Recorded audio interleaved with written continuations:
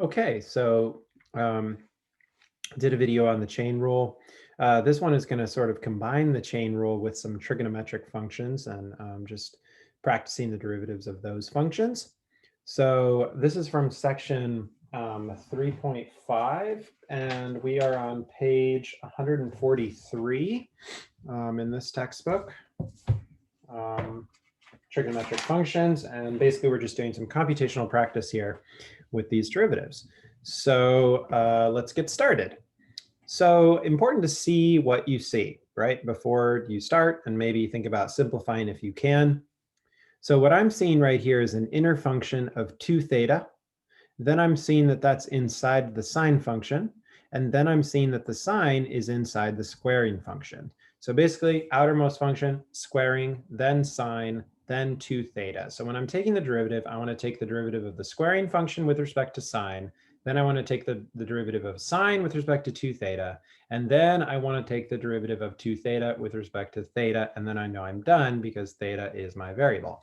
And then minus pi theta, that's just a linear piece, right? That's like 2x or 3x. It's just, negative 3.14159, blah, blah, blah, blah, blah, blah, theta. So that's just an easy derivative to take. And since I have the difference rule, I can take the derivative of sine squared 2 theta, then subtract the derivative of pi theta. All right, so let's do it.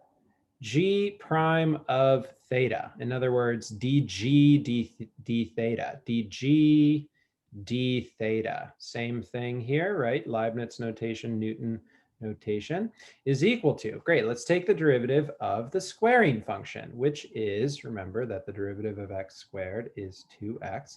So we're going to get 2 times sine of 2 theta.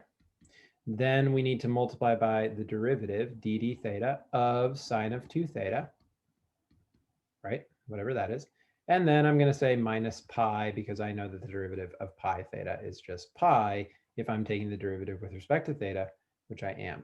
So I would probably do, this step right here. I would just do that in the first go round because I've had a lot of practice here.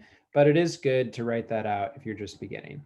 So now we've got 2 sine of 2 theta. Now we're going to take the derivative of sine with respect to 2 theta, and that's going to be cosine of 2 theta. But then we need to multiply by d theta, or the derivative with respect to theta of 2 theta. And then we'll just leave the minus pi. So again, I would probably do this right here the first time around because I've done this a lot, but good to write it out. So now we've got 2 sine theta, 2 times sine of 2 theta. We've got cosine of 2 theta. Of course, the derivative of 2 theta is 2, and then we're going to subtract pi. Simplifying, I can write this as 4 sine of 2 theta times cosine of 2 theta minus pi, and that is my derivative. So again, took the derivative of the squaring function with respect to sine, took the derivative of sine theta with respect to 2 theta, took the derivative of 2 theta with respect to theta, and then I'm done because I'm taking the derivative with respect to theta. So that makes sense. Great, this function I've got theta times e to the cosine theta, and this is z or z. So I want to find dz, whoopsies, dz d theta. Okay. And so again, what am I seeing? Well, I'm seeing theta times e to the cosine theta. So that times there is telling me, hey, Alban, I think you need to use the product rule, right? And the product rule says take the derivative of the first, multiply it by the second, plus the first times the derivative of the second. And so we're going to do that. So let's just write that out and not even take derivatives. So the product rule will say, you know what, take the derivative d theta of theta, then multiply by e to the cosine theta. Then add on theta times the derivative of the second function, which is e to the cosine theta. So we actually haven't taken any derivatives. We just wrote out the product rule. Now the derivative of theta with respect to theta, which is basically asking the question, by the way, how much does theta wiggle if you wiggle theta by 1? Well, it wiggles by 1 because it's the same variable. And it makes sense that d theta would be, the rate of change of theta with respect to theta would be 1, of course. And then times e to the cosine theta. Then we're going to say plus theta. Now we've got to take the derivative of e to the cosine theta, which is a composite function. The outer function is e raised to something, and the inner function is cosine theta. So let's take the derivative of e to the blob with respect to cosine theta, and that would just be e to the cosine theta. Then we need to multiply by the derivative of cosine theta, which, by the way, is negative sine theta.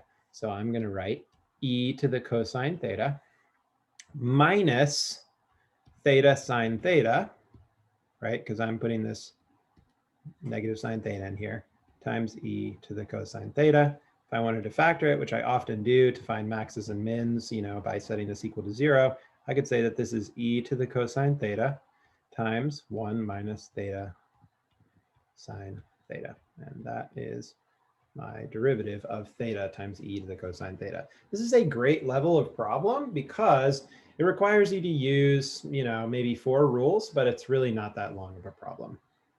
So I really like that one. Tangent of sine x. Okay, so this is pretty obviously a composite function, right? I am plugging sine x into the tangent function. I'm just going to write a little note over here, which is, by the way, that the derivative of tangent of x is secant squared of x.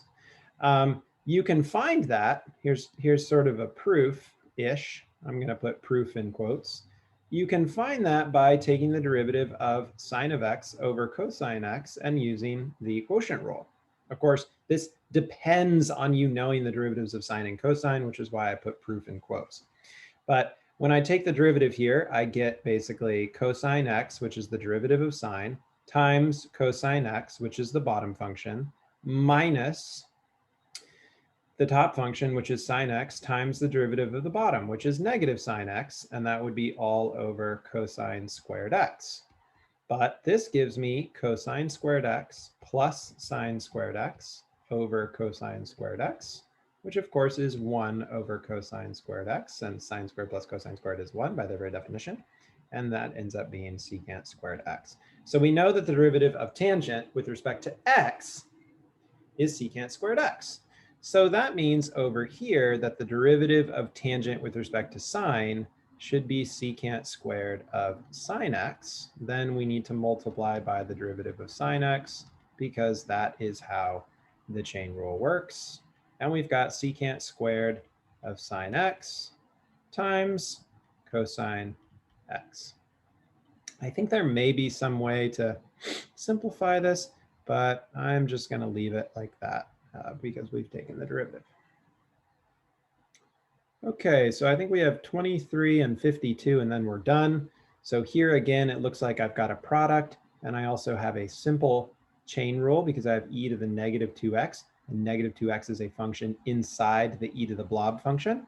So f prime of x is going to be the derivative of e to the negative 2x times sine x plus e to the negative 2x times the derivative of sine x. This is right here, the product rule.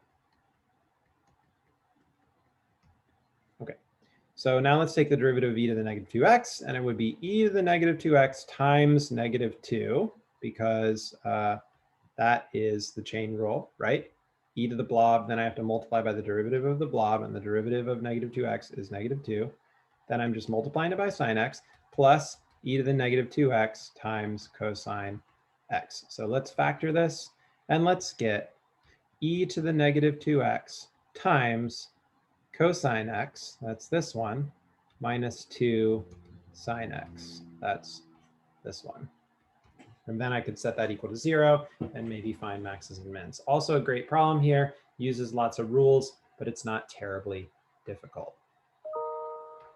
Finally, this one is a little bit confusing, right? We got to be careful here because on first look, you might think, you know what? Actually, this does not look like a composite function. It just says x times sine x. So where's the composite? And so the trick comes in seeing that this is dx dt, not dy dx, right? We're taking the derivative with respect to a variable that we don't even see. And we're basically assuming that x is a function of t. So another way to write this would be to say that dx dt is actually equal to x of t times sine of x of t. So we're taking a derivative of something that just has x's in it, but those x's depend on t. So we're given a derivative here. We're asked to find the second derivative. So let's rewrite it again. dx dt is equal to x times sine x. Now, if I take the derivative of this with respect to time, which is what I want to do to get d2x dt squared, I have to use the product rule. And so this should be equal to, or rather d2x dt squared should be equal to the derivative with respect to t of x times sine x plus x times the derivative with respect to t of sine x. Now this is different than the derivative with respect to x of sine x, which would just be cosine x. We're taking the derivative with respect to time and assuming that x depends on time. So sine of x is now a composite function because it's actually sine of x of t. So there's an additional layer of relationship there. So ddx of x is 1 because the rate of change of x with respect to itself is just 1. If you wiggle x by 1, x wiggles by 1. But we're not taking the derivative with respect to x. We're finding the rate of change with respect to time, well, or t, but probably time. So we actually don't know what this is. So we will simply write dx dt because that's what it is. If you take the derivative with respect to time of x, you get dx dt. Then we're multiplying by sine x. Then we're going to say plus x times the derivative with respect to time of sine x. Now, the first thing we need to do is take the derivative of sine with respect to x, which is cosine x.